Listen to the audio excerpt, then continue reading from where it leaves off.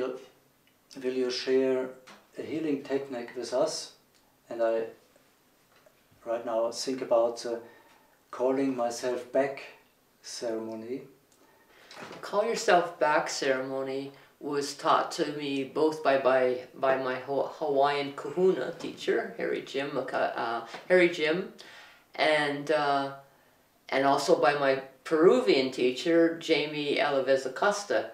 Now, they each had their own versions of how they do it, and I adapted that because I don't have a good memory for words, so I had to adapt it to my own version, simplify it so that I can remember it, and it still be effective in the same way.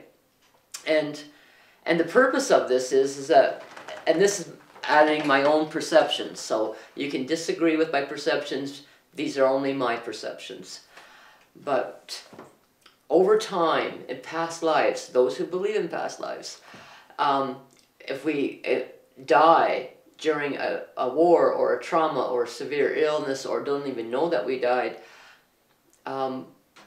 people believe that there's a ghost that is looping and re-experiencing that experience in that same location over and over and over in some old building or graveyard or whatever the case may be. But what I've come to understand for myself, and this is just from my own belief, is that when that person passed in a past life in a negative way, a fraction of their soul breaks off and gets trapped in that dimension to loop that pain and suffering over and over. The soul moves on and is reborn into another body. And then when that body dies in some tragedy, a piece breaks off again. And then that piece is looping over and over. So this can go on throughout time, throughout many past lives, where pieces of us are trapped, looping a negative experience in past lives.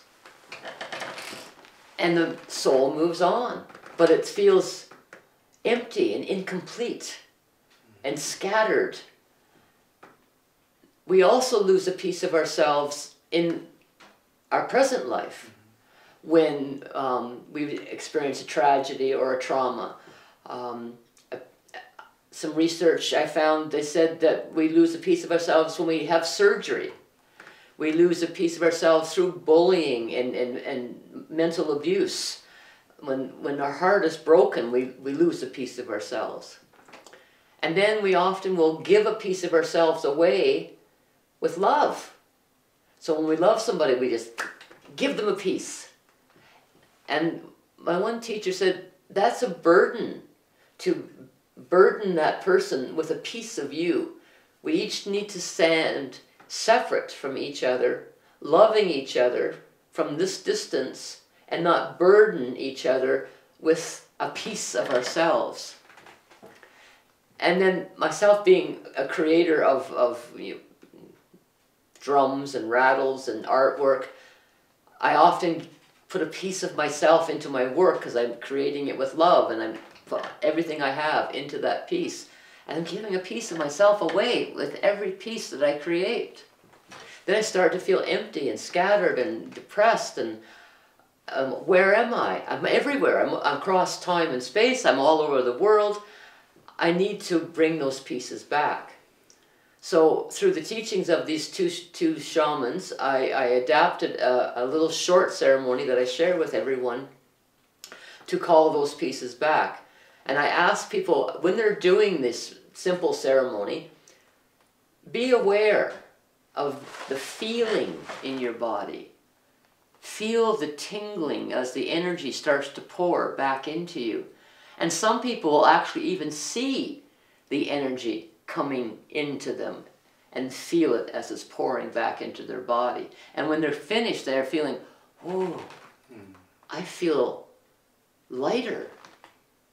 Because those pieces that may be trapped in time and trapped in a negative experience, we're still connected to that negative experience through time.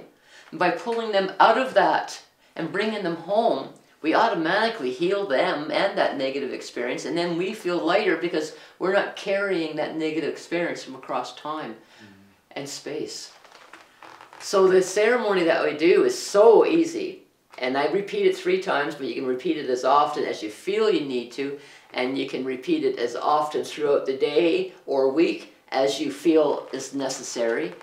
You don't even have to say it out loud. You can say it under your breath. If there's people around and you don't want them knowing what you're doing, you can just say it under your breath, because it's all in the intention.